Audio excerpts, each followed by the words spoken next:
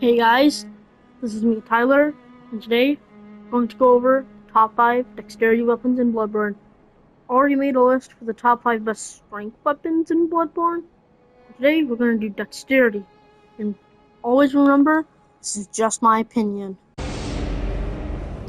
Number 1, the Beast Hunter Scythe. Pretty sure you already knew this because this was already on my top 5 Bloodborne weapons video.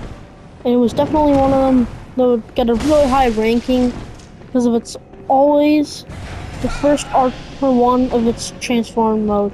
You don't even have to go close, you can just dash up to the enemy and then dash back. So you'll just have a better weapon so you can just dash up to the enemy and then roll back. So you won't have to get any close. The non-transformed version is pretty cool. I mean, it gets some really high damage for any dexterity weapon in the game. It's not going to be the fastest dexterity weapon since there are a ton of other faster weapons like the Threaded Cane and the Blades of Mercy. But we'll get to all the other weapons later. But for now, the Beast Hunter Scythe is just like the Saw Cleaver and Saw Spear. Just an old hunter's weapon, and you can get it pretty early in the DLC. Which, you can get to the DLC pretty early in the game. And this is already insane. You won't get an 8 scaling in dexterity, but it's still one of the better dexterity choices in the game. Number 2, the Church Pick. As always, just the better weapons in dexterity. Some of them tend to be better than strength weapons, because some of them are very fast, but the Church Pick will definitely be one of them.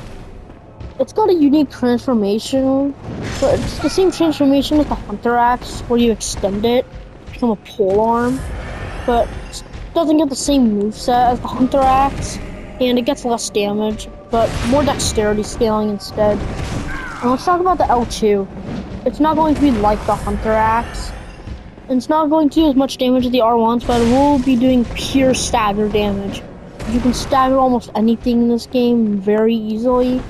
But you can just spam L2 with this to just stunlock even the biggest of enemies, because it will be doing pure stagger damage. Now, the non-transformed version of the Church Pick is pretty fine. First, that gets poked, not as gone with the moveset. Still will get some thrust attacks, like for the 4th and 7th attack. You keep repetitively spamming R1.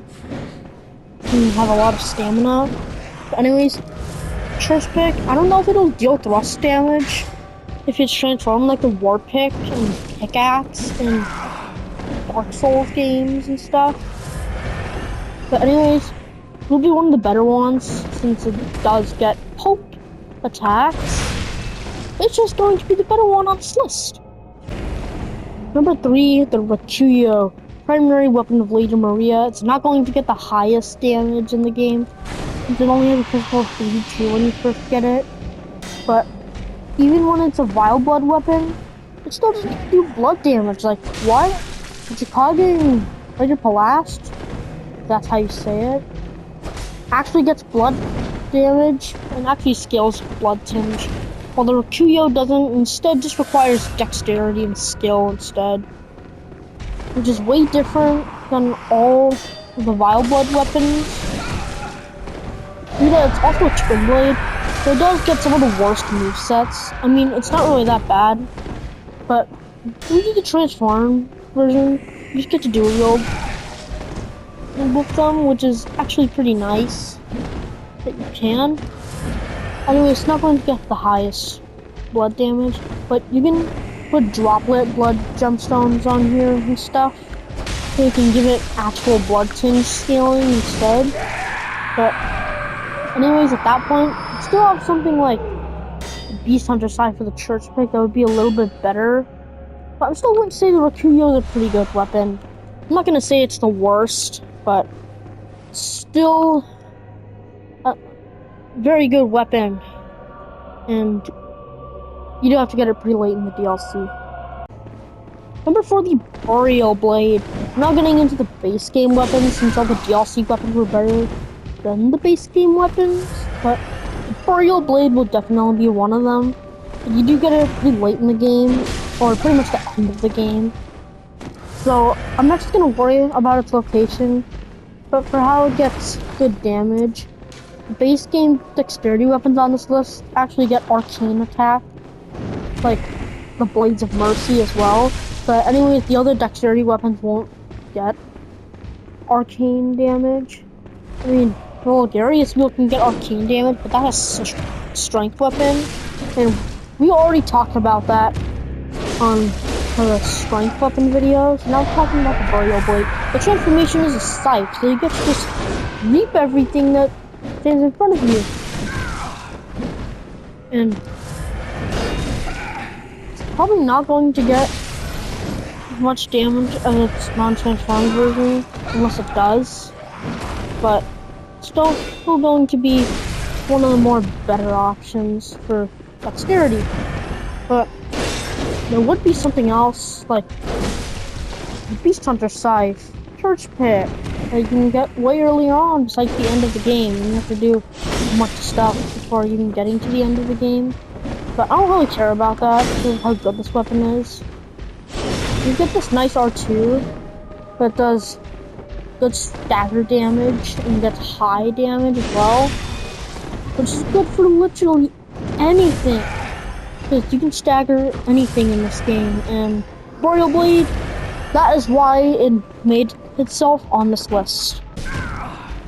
Finally, wrapping up the list with our last weapon, and number 5, the Blades of Mercy. Everyone knew this weapon was going to come in, because it's the only weapon on this list that's going to get scaling in dexterity, and the only weapon in the entire game probably that'll even get an S scaling in dexterity. But it does get some cool attacks as well. Like, it gets this cool L2 as well. Like this. It's like Bloodhound's Finesse and Elden Ring on the Bloodhound's thing, where you get to attack and then dodge back. But it's not as good as Bloodhound's Finesse. As there's no skills in Bloodborne, just like in DS3 and Elden Ring. So L2s just have an extra attack. Or unless you have, like, something, the Rifle Spear, they'll just do the same gunshot. But not the Rider Palast, that it's R2 when you transform it to be like a gun. Will actually shoot a bullet. But Blades of Mercy will get pure dexterity scaling and also gets arcane damage. You can get it very early on if you were skilled enough to kill the Crow Hunter, and then able to get 40,000 blood echoes at the start, so you can actually buy it because it costs so much. But anyways, those are all the dexterity weapons on the list, and I don't think any of these weapons aren't even that bad.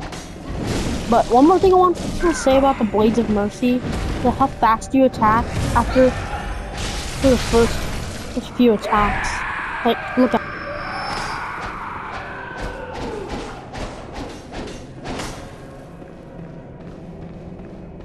So that is the end of our list. If you like this video, please like and subscribe. Comment down below if one of these weapons are your favorite.